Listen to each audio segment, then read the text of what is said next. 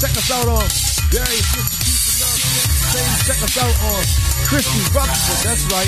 You'll be able to see this dynamic, best-selling author, speaker, legacy builder, and most importantly, a powerful businesswoman in the United States of America and the world. This sister has been all over the place. But you'll hear from her in a minute, and you'll see her as well, because she's going to get busy with us on Funky Friday, baby. What's up? That's right. We've been away for a minute. Had a little good time on the Caribbean down in Jamaica over with our people in Haiti who are going through a lot right now. Please keep our brothers and sisters in Haiti in prayer. Down in Cozumel, a little bit in Mexico. But now it's Friday morning, and you know what time it is. DJ Ron, engineer, super Denier, take it away. Funky Friday, baby. Bump, bump, bump, bump, bump, bump, bumpy. Yeah, here we go. We got Christy Butler, and she got, like, you want to see this? Somebody tear the stage out? Y'all in for a treat today. Yeah, not only is she sweet, she is also nice on her feet. Great day in the morning. Y'all will see it in a minute, y'all. Come on. That's right, Funky Friday, baby. Right here on the Peace in the Morning show. Darius Stanton, live, Funky Friday. You got it. That's right. Come on, y'all. You got a chance to catch that rerun. You got fun with Chris Thomas. Ooh. Say what now?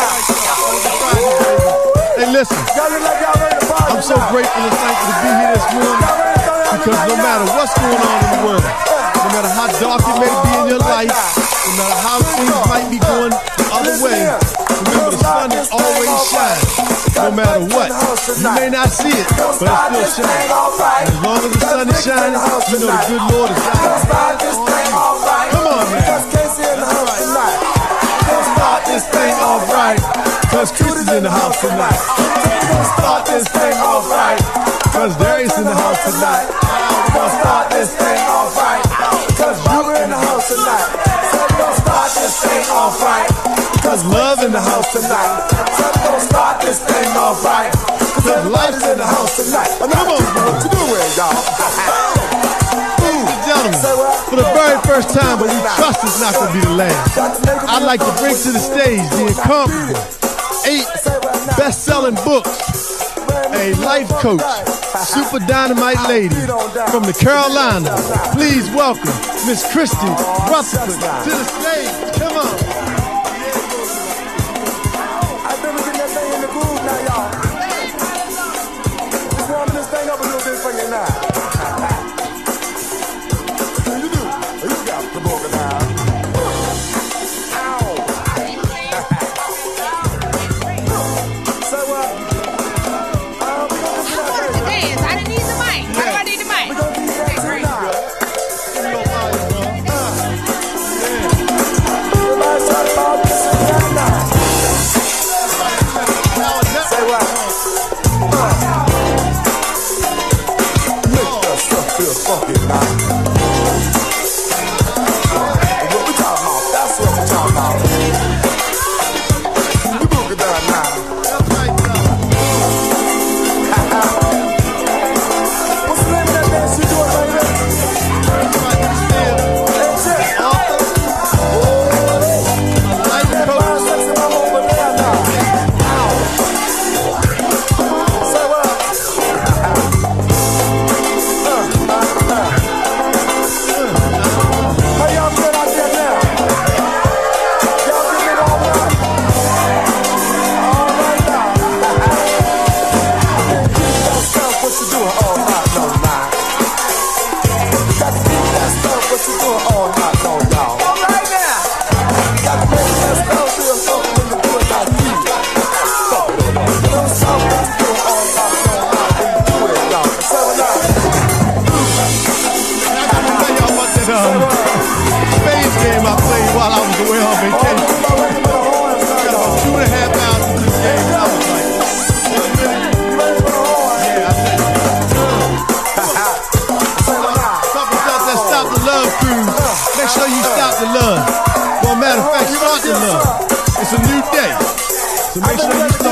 baby. That's right. Ladies and gentlemen, I'm so glad to have Miss Christy Rutherford. Oh. Let's give a big round of applause. Rutherford, I'll be right with you. Thank you so much. Ladies and gentlemen, we're going to shift gears for a moment. Give you some positive news on the Peace in the Morning show. You know, it's an asset-based communications program and community development, so we want to focus on the positive things that are going on in our community. Yes, there's a lot of negativity, but oh my goodness, is there so much happening wonderfully in our communities. And we want to make sure we promote it, we push it, and uplift the things that are happening in our communities that need to be modeled after. The people who are doing good things, the people who are doing good work, the people who are working with children and young people and seniors and adults that need help the most. That's right. It's Peace in the Morning, baby. Right back with you here on the Peace in the Morning show. Funky Friday, baby. Peace and love.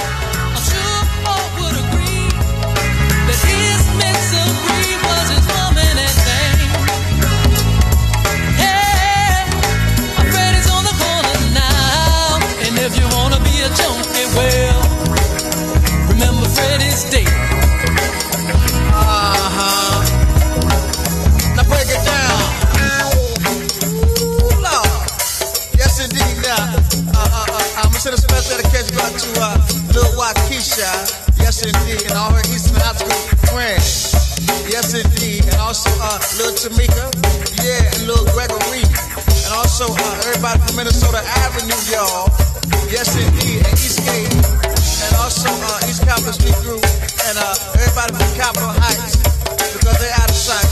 And also my man Too Shy, that's right, and Daryl Coley, yeah, and also Daryl Tyson, because we be icing up in here.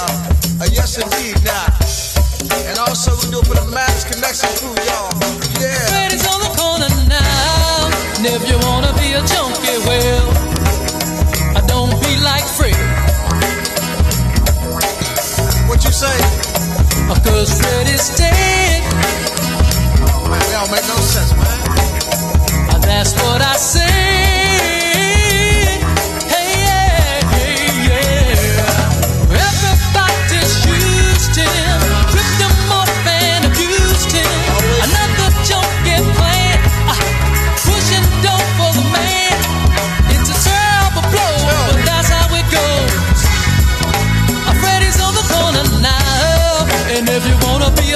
And we're going to send this out to everybody watching DC, LA, and New York.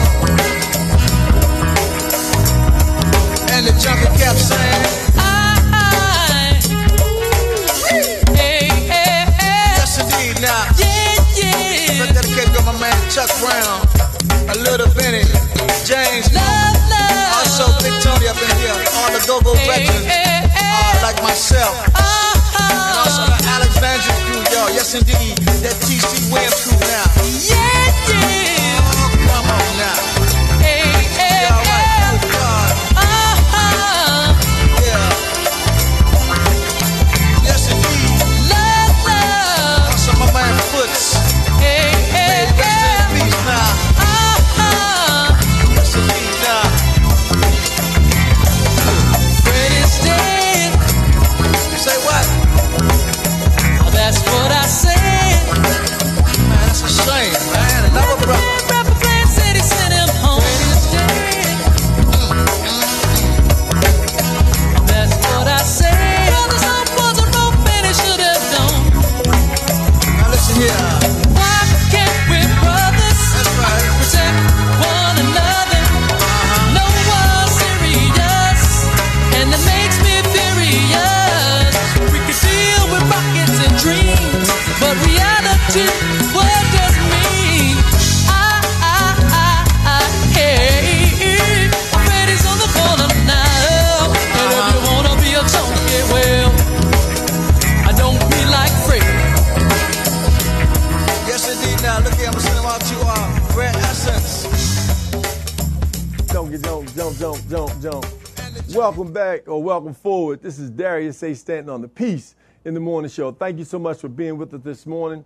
As you already had a small slither of a taste of the phenomenal Christy Rutherford, who will be joining us again very shortly when we shift gears.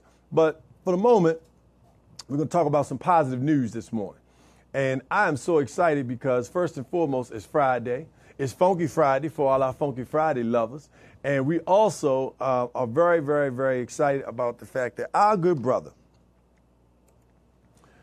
LeBron James, created something. You know, he's the king on the court. You know, people question and dispute whether or not, you know, he's the all-time greatest. But I really want to just step away from us being so myopic in our thinking. You know, when we can only have one great. You know, we can only have one leader. You know, we can only have one speaker. We can only have one this, one that. Do you know we are a monolithic people? Do you know we have been all over the world? Do you know that we were philanthropists before philanthropy was even designed as a word? Do you know that African people were traveling all over the world, giving away jewels and diamonds and things, taking gifts to people all over the continent, all over the world? So don't get caught up in the only one. You know, just let's step away from that mindset. Speaking of which, back to our good brother, King James. Yes, I called him King because I respect the brother, not just because of what he does on the court, but what my brother does off the court. Well, you've heard about it. You've probably seen it, but I would be remiss if I didn't address LeBron James's I Promise School. What better use of your resources that you make off of people who are selling tennis shoes and tickets to a sports game? Let's just keep it real. It's a game. So as much as people get caught up in it, it's a game. But he is making the most of it because he is sending young people to school, free tuition, free uniforms, free bicycles, and helmets. Look at not just is he doing bicycles, but helmets. He's educating his young people on how to live.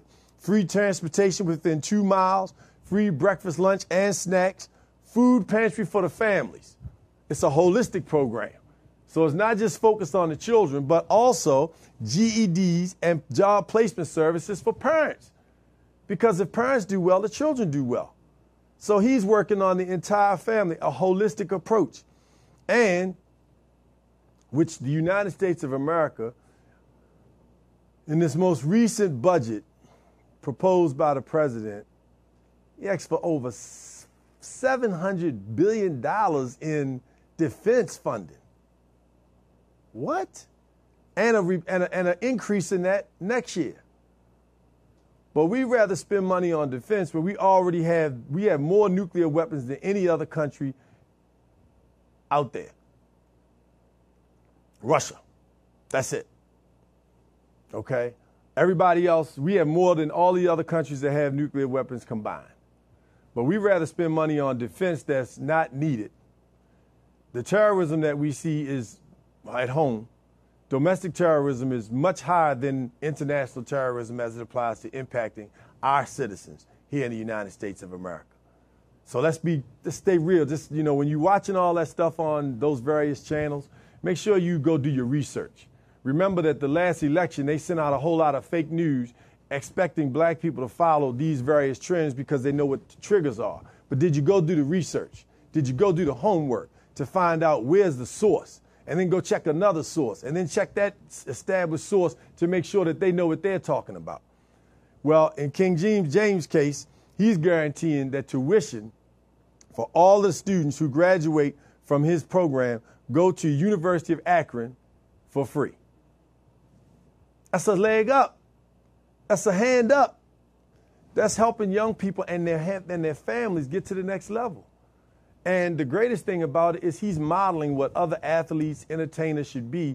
So hats off to our good brother, King James, for doing that work. You know, I'm so excited, brother. Thank you so much. God bless you and your family. You know, whatever's going on in your life, we just ask him to just continue to rap and keep his arms around you and support other brothers and sisters that you see doing good things. So shout out to our good brother, King James, because we are so excited about the fact that he's able to help our young people go to the next level. The next piece of positive news is perfect for this conversation because we have a young lady who is making history. Actually, a group of young people who won the Harvard debate. They were Atlanta youth coming out of the city of Atlanta, and they went to Harvard and competed with young people from all over the country. And guess what? our young, beautiful, bright, young, gifted, and black young people won the debate at Harvard University, right? So we want to give a shout out to them for, you know, the people who took the time to explain, because understand what goes into debate.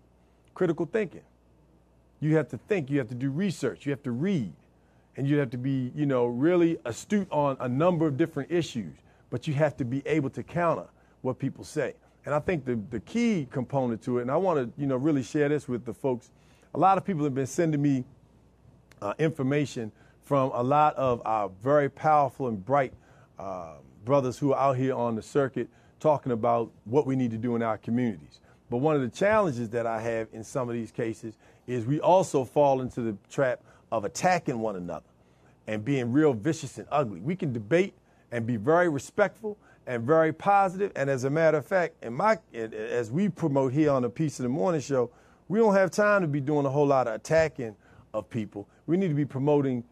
When you have airtime and people's attention, you need to be putting something in their head that's going to help them get to the next level. Not keep on doing the same deficit-minded thing that we had when we see the political races that people spend millions and hundreds of millions of dollars on to talk about what people aren't doing. What are they doing in our communities that can help us? That's what we want to know. So shout out to the young people who made that trip down to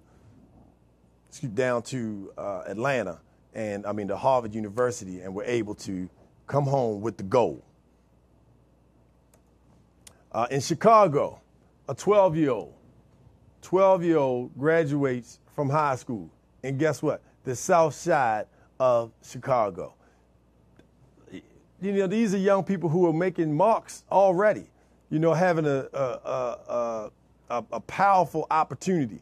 As a matter of fact, the young lady, Miss Dorothy Jean DJ Tillman, earned a bachelor's degree at 12 years old from New York's Excelsior College. A bachelor's degree at 12. Come on now. This is happening in our community. Now, you may not see it on news every day, but you're going to sure enough see it here on the Peace in the Morning show, because we are promoting positive news about positive people in our community. So shout out to her family, to all the people who supported her, the college for admitting her and giving her the opportunity to make sure that she succeeded, and then allowing her to walk that stage with all of her credentials at 12 years old. Miss Dorothy Jean DJ Tillman earned her bachelor's degree at 12 years old from New York's Excelsior College, from the South Side of Chicago, under the tyranny, the violence. You know, it's the mecca of violence in Chicago. And she came out of that and was able to, and just think about what our children deal with. You know, and I want to just briefly thank the people who work in trauma, and I want to ask the people who are in leadership in whatever form. It's a municipality, if it's at the governmental, the state level, if it's at the county level or on the federal government level. Please, please make sure that we are fighting to have trauma-infused, informed counseling in all of our programs, because our young people on the inner city, and you don't see it, but the young people who are in the suburbs as well as who are in rural areas all need trauma-informed counseling, because they may not be dealing with bullets and gunshots like a lot of our young people are in our neighboring cities, Baltimore, Richmond, District of Columbia, where children know where we had a session where some children were interviewed or counseled about what to do when they see shootings. And they said, well, we know where to run in our house when gunshots go off. That's part of their mindset, like they live in a third world country. That's every day. And then we expect them to go to school and perform when they just finished watching gunshots, when they just walked through a dead body, when they just saw blood in the street coming to school. That's what some children deal with every single day. And so for this young lady to be able to come up at 12 years old and come through that and still aspire to be able to get her degree, not her high school, but her college degree, I was mistaken up front, you know, we got to give hats off. But I really want, you know, the folks who are in leadership roles and just parents in general, demand that your communities provide your children and the families with trauma-infused counseling, informed counseling, that they know what's going on in terms of trauma and how to manage it and how to deal with that stress and that pressure until we quell those things. And I say quell because I believe that we will be able to do that. And one of the ways we're going to be able to do that is by informing people to read. So get on board with the Maryland State Legislative Black Caucus and the Black Caucus Foundation as we begin to launch the 2030 Black Strategic Agenda. We'll be meeting in Annapolis, Maryland on the 21st of this month of August and at 1 p.m. at the House building and dealing with 6-7 different topics that are impacting our community. And one of those is health and mental health. And so, make sure you get involved. Make sure you communicate with us. You can reach us here in the studio at 240-719-2560. That's 240-719-2560. Or you can reach me directly at 410-703-1898. That's 410-703-1898. Well, it's Funky Friday, so we got to get busy. I got Miss Rutherford in here. She was jamming on this floor, but we're going to get over there and jam on the intellectual tip and talk about all the books that she's written and how she's been in Forbes magazine and on television and national networks. This sister is doing it. Just lit the Power Networking Conference up, rolling around, making connections and establishing great opportunities, and talk a little bit about that.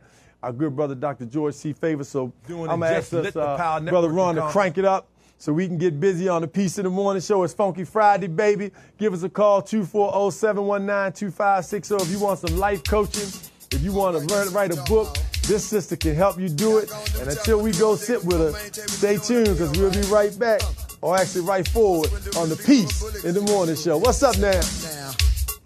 We love to see you boogie. All right. I say now when the people see me, they say have no fear. Also, we're going to do it for the big brothers come from Maryland, up part of Big Apple and all the rest of that crew, Philly crew. All right. Also, special dedication going out to the big brother Southeast man because they come to boogie. All right, now, do it, y'all. Talk about we love to see you do it, y'all. All right. Look at y'all. Talk about the people see me, they say have no fear, cause go, Lorenzo showing up here. Say the people come around me just to hear what I say, cause I'll rock them in and out this fit. Say what, or you can dance if you want to, or you can keep in your state of mind. Cause if you don't dance, well if you don't dance, well you're no friend of mine. Save a bullet, go if you want to, and to the places you can never find. Well if you don't dance, well if you don't dance, well you're no friend of mine. Say what now? You're no friend of mine, you don't do what you want to do. All right, y'all keep on warming on up out this Big Apple. Also the MD crew, cause they come to book, yeah? That's what we talking about, man. One more up. Take a little time for Kenny and Lord. I said what, y'all? Say we're gonna take a little time for Kim and Clactors. All right, do it for the big brother Ned, cause they come to boogie. We're talking about for the Ned, stop a little bass all in this place. All right, that's what we talking about. Look here, we're gonna try it again, all right, y'all. Y'all just maintain what you're doing. And look here. When the people see me, they say have no fear, cause go, Lorenzo showing up here. When the people come around me just to hear what I say, I'll rock them in and out this ad-lib fit. Say what? You can dance if you want, y'all. Say what, or you can dance if you want, y'all. Say what now, or you can dance if you want, y'all. You know French and mine, or you can dance if you want, y'all. Come on up, y'all. I say what, or you can dance, or if you want, y'all, do it. As we talking about, do it for the bebop crew, cause they come to boogie. I'll do it on down for the bebop, cause they come go down. Hey, keep on doing what you're doing, fellas. As we talking about Kenny, say what now? I would love to see you do it when you do it like that, y'all. Say what now? Look here. You can dance if you want to. That's that powerful Thank you, Ron. vibration. It's awesome. That's right. That's right. Let's give it up for our super engineer, Brother Ron, in the house. Sorry about that. That's all good. Welcome forward to the Peace in the Morning show. This is Darius Stanton live here at VoxWave.com. Give us a call if you want to talk to us, 240-719-2560, 240-719-2560. I want to, before I introduce our guest this morning, Miss Christy Rutherford again, I want to give a shout out to a sister who is in New Jersey, who wrote 3 books, 15 years old. Miss Ebony Cyrus wrote 3 books that are now actually being utilized in the New Jersey school systems. That's great. And that's a very powerful project because, unfortunately, in America, when we see images of African Americans, they're mostly in negative lights. Think about the news. When you turn on the news at 6 o'clock, when you turn on the news at 5 o'clock, when you turn on the news at 11 o'clock, you know, you often see, especially in urban areas, the negative things that have been portrayed by African Americans. However, when we see something that's happened and people wonder why we shout and scream when we see that it wasn't somebody black that committed a heinous crime, it's because we're so used to seeing blacks committing heinous crimes. But we don't see all the positive things that people are doing, and we don't see them especially in our schools, especially in our books, and especially in the things that children get to read every day. And these are coming from, you know, our sanctioned academic institutions. So then there's a certain level of prestige placed upon that. So when you see that, it makes a difference. So on that note, I want to shout out to our sister Ebony, 15 years old, wrote 3 books already that are in the New Jersey public school systems. So on that note, let me shift over to our beautiful sister. Good morning, Miss Christy Rutherford. Good morning. Good morning. Thank you so much for being on the Peace in the Morning show. Thank you. Thanks for inviting me. So listen, I met this sister at the Power Networking Conference. And if you have never been to Dr. George C. Fraser and the Fraser Net's Power Networking Conference, please look it up. It is one of the top 5 recognized networking conferences in the country. Not African American, not of color, top 5, all right, by Forbes magazine. And he has been doing it now for 17 years. And this past year, again, it was held at the Gaylord Conference Center. And it was a powerful 3 and 4 days, and that's where we met. It was. And so tell me, you know, your inspiration, what does a Power Networking Conference, what does that do for you?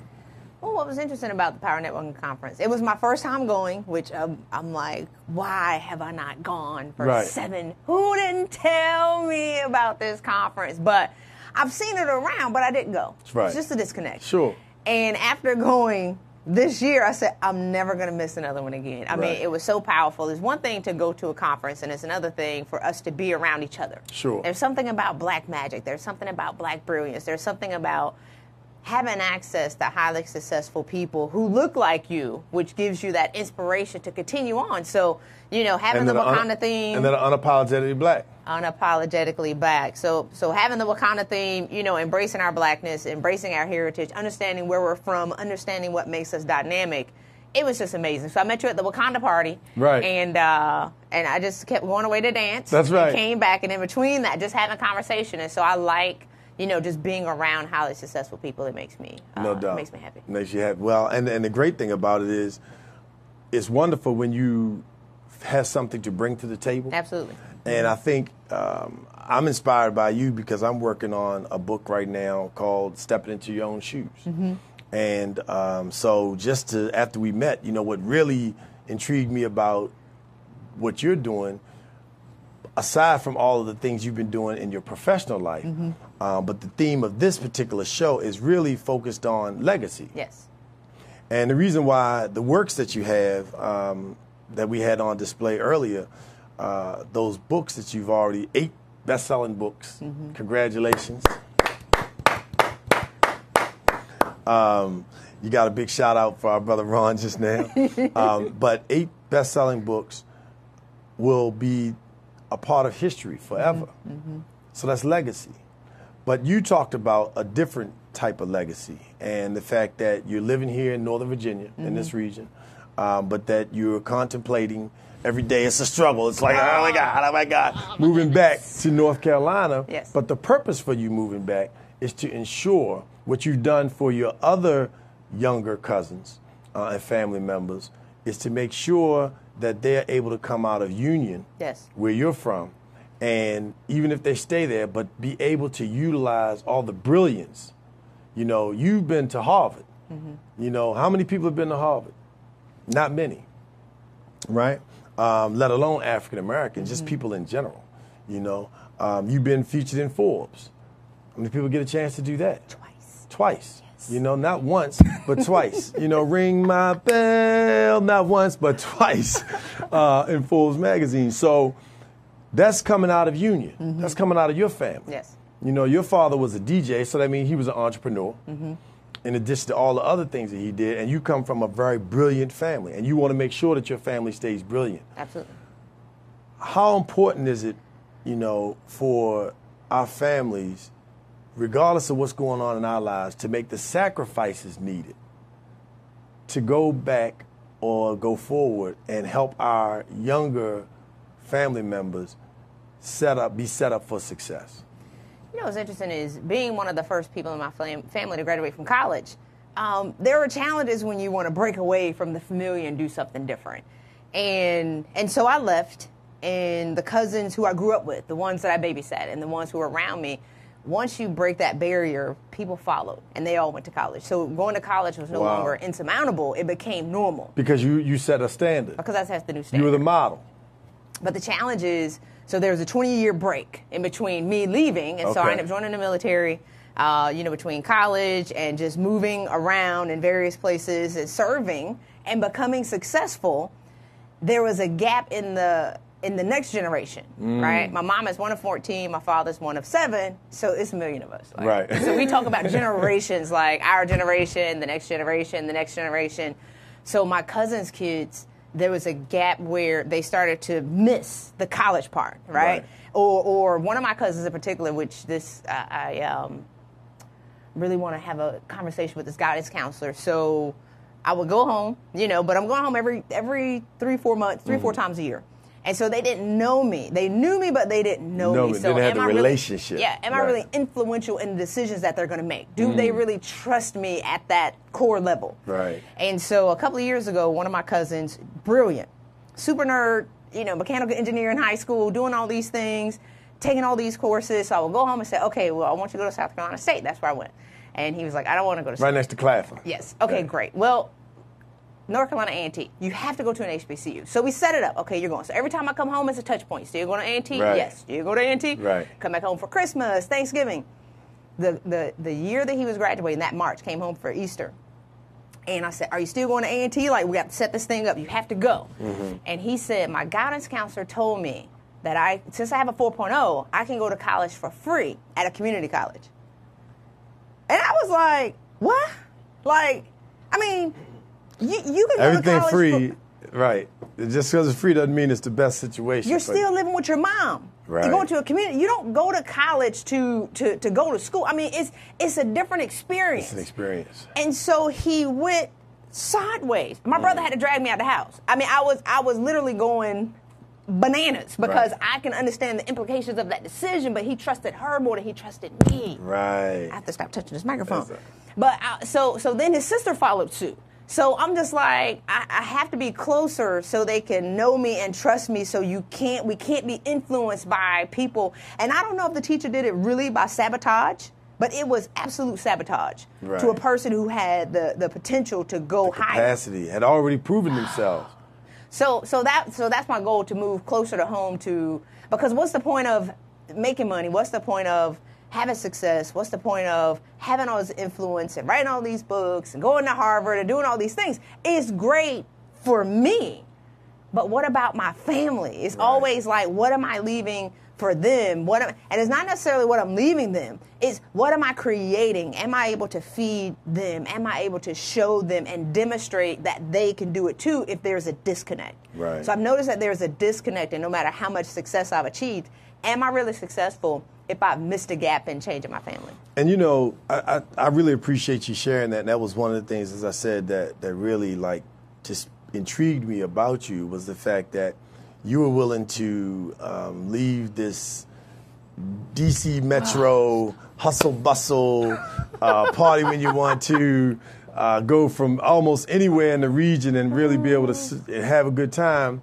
to a much slower pace, a much more subdued, reserved, conservative environment, and put your stuff aside to make sure that your family, and what I don't think that people understand when it comes to legacy, is legacy is what has us, as we just said, even sitting here today. Yes. You know, and so we need to make sure that we create pathways for our young people. The success that you see in American business, in particular banks and the financial industry, really came off of the backs of slaves. Yes.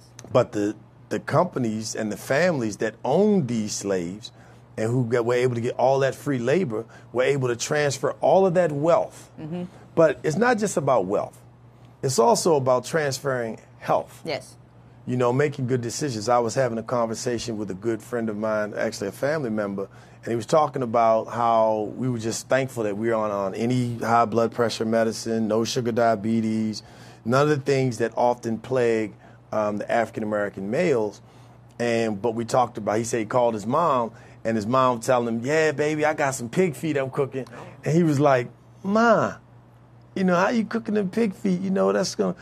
But breaking away from the traditions, once we know better, so that legacy of health is not only, legacy is not only about wealth, but it's also about health and making sure that we model the right type of trends for our children and our family members, and break away from things that we know that are not good for us. And then there's also spiritual legacies. Yes. You know, we carry spirits. You talked about being at the Power Networking Conference. And one of the things that Dr. Frazier opens the conference with every year is a symbolic African ritual with drums and other things going on to really bring that spirit of Africa into the building, the spirit of culture, the spirit of the theme of the conference was "We Are One," you know, and so that sets the tone right off the top for a positive, cultural, enriching experience. And we need people to be able to transfer and pass positive spirits. Yes, yes. Because when people don't realize this, and we can, delve into the books, we take a little music interlude and then get right to talking about your book. But what people don't often realize is a lot of people who are projecting negativity are being used by spirits because they have not decided to promote the positive energy and God vibration inside of themselves. Yes. And so if you're one of those people who have a whole lot of people that you don't like, then you are probably being controlled by some negative spirits. Just understand that. If you're in your mind, just take a little quick poll quiz for yourself and go through the number of people that you just don't like and can't stand. And if you have a whole lot of people that you just don't like and can't stand, you're spending too much energy on the negative, and you need to spend a whole lot more energy on who it is that I love, who it is that I care about, who it is that I can help, who is it that's helped me, things that have promoted and done brought positive energy into your life. Because you can rest assured that you are projecting negativity on people on a consistent basis. And Lord knows, with the media that we have today, and mass communications, with all the negative that's pushed out, we don't need any more negativity. So please, by all means, when we come forward, we're going to talk with Christy Rutherford about her books, her 8 best-selling books, and a little bit about her life coaching business, because she's also a life coach. That's right. That's what this sister does, in addition to jam, as you saw her do on the stage. Yes. Right here at the Peace of the Morning Show with Darius Stanton. We got DJ Ron, our super engineer, in the house, and he always cranking because it's Funky Friday, baby. Let's go. Kick it.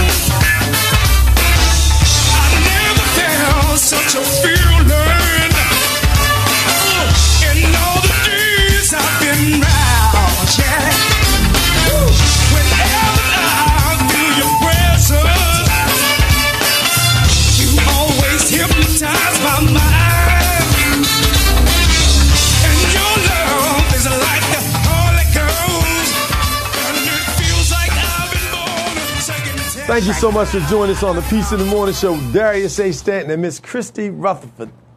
That's right. That's right. So, Christy, tell us about, what we were talking about legacy and the importance of legacy. And before we leave, I want to leave people with at least 3 to 5 things that can help people build legacy. Okay. But right now, talk to me about what made you want to start writing books. You had a career, you started in Union, you went into the military, went to college, and then you decided you started working in the corporate space, and you said, you know what? Whoa, the weight and this pressure, this corporate thing, and this whole talking about negative vibrations.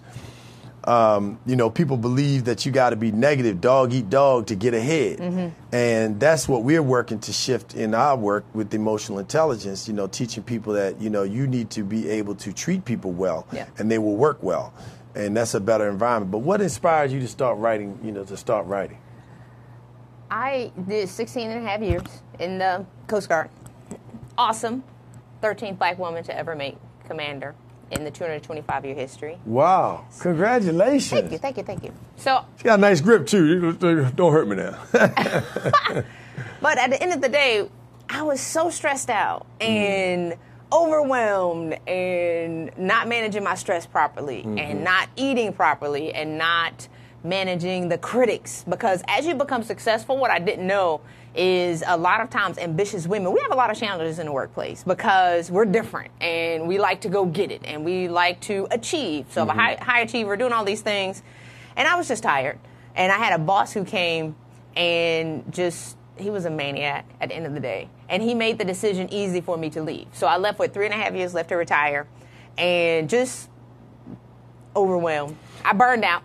But you said something that I want people to understand, because I touched on it a little bit earlier. You said, you were a high achiever, the 13th woman to ever reach commander in the Coast Guard. And so that came with a number of, as you said, critics. Yes. And that critics is another word for that negative energy. When people start to aspire, who are only looking to aspire, not to put other people down. It's one thing if you work to get to the top by stepping on other people. Yeah. But it's another thing if you work to get to the top to continue to help other people. And then you see you don't know where these things are coming from. These attacks, these lies, all kinds of things that people are these assignments that people try to put in your way, and pitfalls and booby traps, and literally try to work formally to sabotage you. And that's really that going back to that negative spirit, because you bring that positive energy to the table and you don't know where this is coming from. That's the kind of stuff that you were experiencing, correct? On top of the job, you could have handled the job, but it was that negative energy that was like, why am I doing this to go through this every day? It's a job, which is already stressful. Right. I mentored 90 people, and I had 168 people working for me. So then, actually, it was 180 people out of 300 working for me. I mentored 90 people outside of that. And then, because everybody wanted to tap into the genius that became commander. Like being a coach and being a leader, that's who I am inherently. So a coach is not necessarily what I do, it's who I am. So I found out one day there was a word for it. I was like, oh, that's what I do. Oh, they have a word for it? I can get certified in this? It's who I am inherently. And so then managing critics became like a part-time job. So it's too much. And so what I've learned about successful women is we're trying to manage all these things. We're not managing the stress, and you're trying to achieve, and you get to the next level, and we're bleeding from all the battle scars of what it took to become successful. So we never actually feel successful. Nothing is ever enough. We can never have enough because we can't feel the way we thought it would feel because we're bleeding from all the battle scars of what it took to get there. So a lot of women work themselves to death trying to achieve, or, I talk about losing the ability to be able to value myself because I turned over my value to put it into the hands of, my demographic was 0.1%. So it's about 50 black women out of 47,000 people. So I lost the ability to devalue myself because I put it in the hands of white men who were doing the performance reviews. So, okay, so you like that the beat of that drum? Well, let me dance to this drum so you can give me the performance review so I can be promoted. Oh, okay, so now I switched 2 years later. Oh, you don't like this drum? Okay, well, what's your drum beat? What do you want me to do? What do I need to do? Who do I need to become so you can see me as capable and competent? So now I have to adjust again in order to be evaluated properly to be promoted. So I changed so much. Assimilated. Dr. Michael Eric Dyson, he set me free in 2009 because I was feeling some type of way. I'm like, I don't even know who I am anymore. Like a Rubik's Cube. You just kept having to shift. Kept changing, becoming and carrying the energy of a white man in order to be seen as capable and competent as white men. Completely oblivious. Wow. So now I'm losing the connection with my family because I'm going home now imposing my white male standards on them. They don't like that. That energy. I'm single. That spirit. Because people are dating the energy of a white male. Right.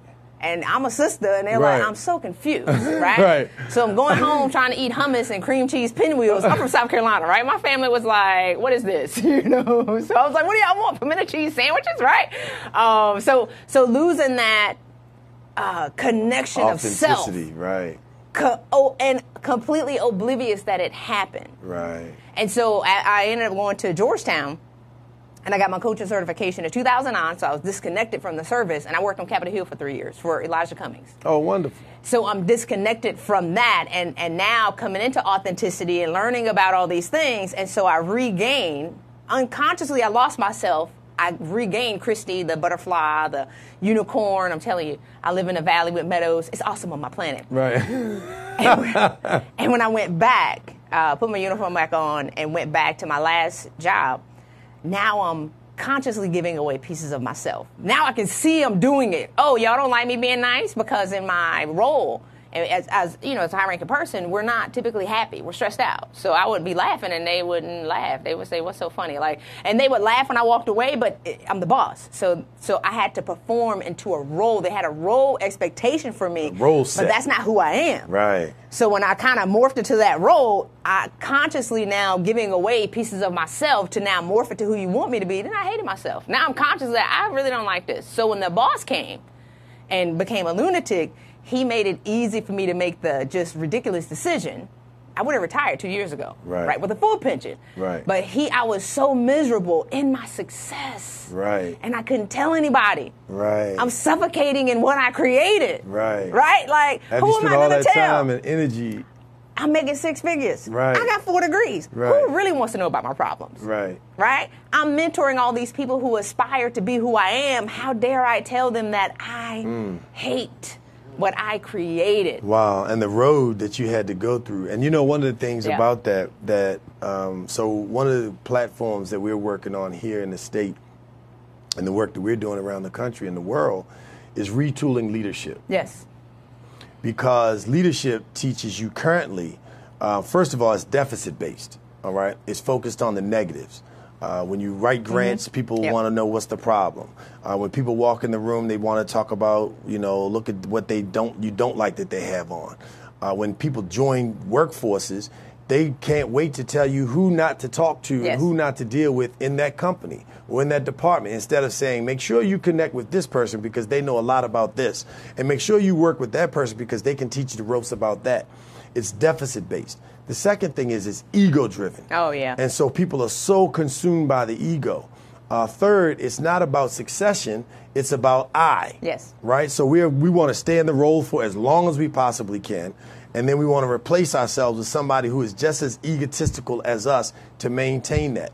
And the problem is that people model what they see. Yes. So even though they see this figure that is doing positive things potentially, they're modeling all of the negative behaviors. Yes.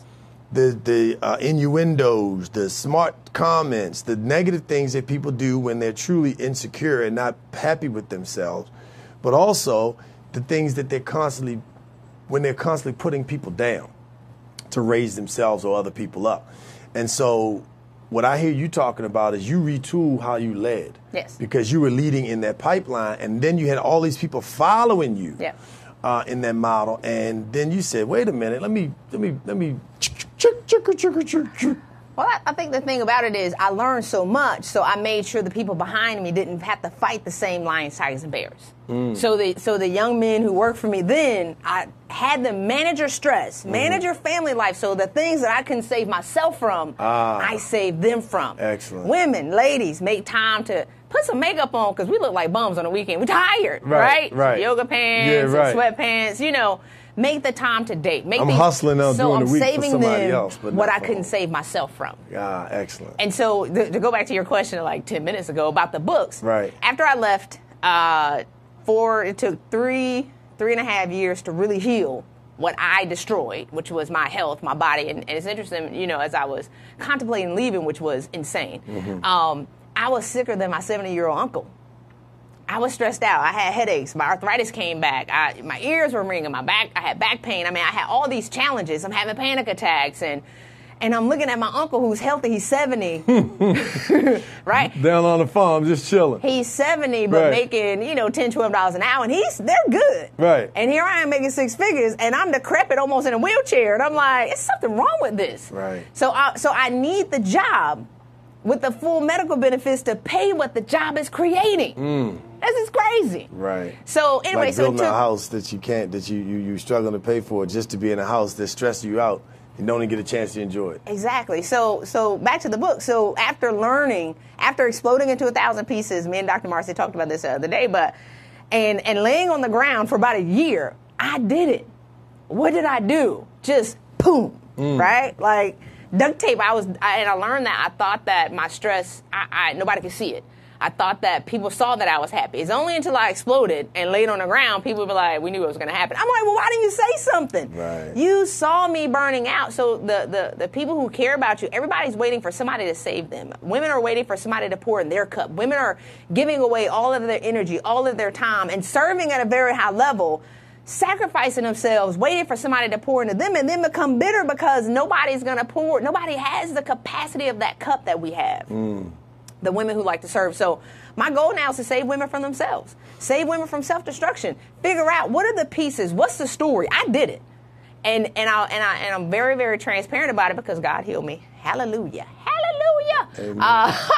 But what John Gray said, he said, nobody can fix broken people like broken people God put back together again. So I'm very transparent in my story. As a freaking winner and high achiever, oh yeah, I went through something.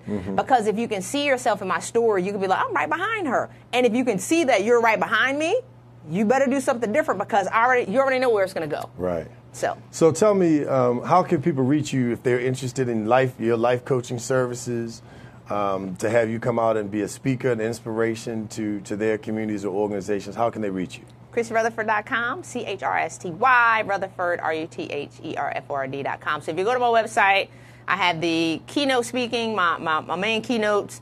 I have coaching, but I also have the testimonials from some of the clients. And one of the things that I've learned, Darius, is it doesn't take much to change. It's just a few small tweaks that you make to release the stress and the pressure button. So coaching, and then I also have some events coming up. So I have the Corporate Feminology Tour coming up. We're going to be in Chicago, D.C., Columbia, South Carolina. I have a book workshop coming up. So all of that is on my website, ChristyRutherford.com, and you can check out some of my events, and also my books are featured on there as well. Right. So we got Champions That Never Tell, philosophies in iconic leaders, philosophies in spiritual leaders, and the Corporate Feminology Vault.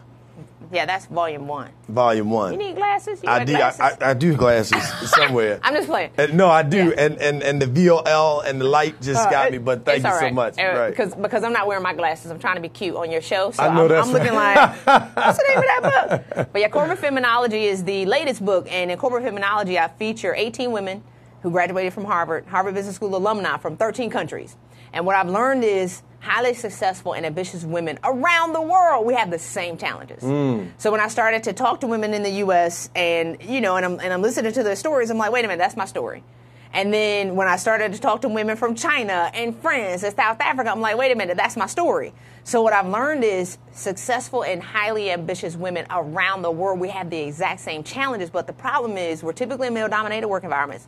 We're typically the only ones in the boardroom, so we're by ourselves. The men really do want our jobs. Isolated. And we have knives in our back, and we're paranoid, so we get in our heads, and that's where the self-destruction really comes in. Because you're by yourself, and you can't tell anybody. Right. So in this book, I not only gave the secrets to success, but I gave some of the common challenges that we experience, because if you understand that, it kind of be like, whoo, I'm not by myself. Now what am I going to do? Now is steps to like move yourself out of that arena. We don't all have to burn out. People either change through inspiration or desperation. I changed out of desperation after burning out. My goal is now to assist women with changing through inspiration, because we shouldn't all share the same fate. Right. And, you know, as we wrap, the inspiration versus desperation and the what is deemed as successful. What is success? And you talked about your grandfather. Was your grandfather? Your uncle, who was the 70-year-old? Oh, that was my uncle. Your uncle. My grandfather was 96. The 71-year-old who was home making $10, $12 an hour, but happy as can be. Happy. Healthy as could be. Driving his used car. And so what we aspire, and so we encourage our young people, they take on the same zeal for wanting to reach what is seen to be, in a large part, material success. Yes. Versus understanding the true value of peace of mind, happiness, and health. And so to close on legacy of wealth, thank you so much. You heard ChristyRutherford.com is how you can reach her and follow her and find out about the wonderful things she's doing, the Corporate Feminology Tour that's coming up. You want to be able to access that and support that and be around for women, but also for men. Because I think it's important for men to understand what women are going through, so you can educate your women in your family, and their but wives. also you can also support and educate the women in your environment, and that helps to create a better team when the people in your environment are more successful. So I would encourage, if men can come, Men are invited. For men to look into this as well to support it. But I want to close with this peaceful moment, and I want us to just think about our legacy and what truly is important in our lives. You know, what really makes the difference, what really is going to help you to get to the next level. And what is the next level? You know, what is that value? And if you watch television, that value is centered around material things. Yes. Watches, jewelry, cars, clothes, bags, shoes, those material items, bank accounts and things of that nature. But really, where are we from a spiritual perspective? Where is our peace of mind? Where's our peace of heart? You know, where is our health? Where are we in terms of passing on and making sure that our families and our children have that good spirit inside of them that they want to help people? Where are they with regard to making sure that they're eating right, they're drinking right, and they're putting the right things in their bodies so that when they have children, their children have a better chance of being successful from a health perspective? And last but not least, making sure that we create opportunities for people to focus on helping other people, making sure that we have not only a high intellectual IQ, but we have a very high emotional IQ. So what does it mean? I want to give the last words to our guests, leave 3 or 5 tidbits about how to impress a legacy on your family. I think the first thing to do, am I looking here? Because I'm... There you go. Okay, I'm looking straight here. ahead. Okay. Is to redefine what success means to you.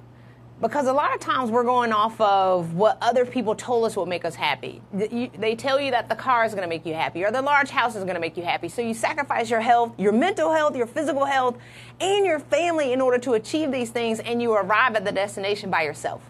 I've seen so many people who their wives leave them when they get the dream job because they sacrificed what was most important in order to attain external things. So what does success mean to you? Success now means to me having a peace of mind, knowing who my real friends are, having my health back, having all my marbles back. That's what success means to me. Money is a byproduct of that now. It's no longer chasing money. It's money becoming a byproduct. Second is taking the time to mentor other people. Kids don't do what you say. They do what you do. Come on. So if you're aspiring for all these things, if you're talking negative about other people, if you're being nasty, and then you go to church and you make your kids go to church, and then they see you come home and talk nasty in the car and on the way to and from church and what you do during the day. So kids are watching you and they're modeling you from a very young age. That's right. My 5-year-old cousin told me in January I missed her birthday when she was 4. Her birthday. Like 6 months later, she's like, "You missed my birthday." I was like, "What?" Like, so even at 4, she understands. She could see that I wasn't at home, which is like, I'm like, I was at Harvard. She doesn't care, right? Right. But kids are watching you, and they're always looking to be inspired by you, so they don't necessarily do what you say, they do what you do. So just watch your actions around your kids. And then, mentor other people. So, but no, the number one, save yourself. Save yourself. How crazy is it for me to save 90 people what I couldn't save myself from?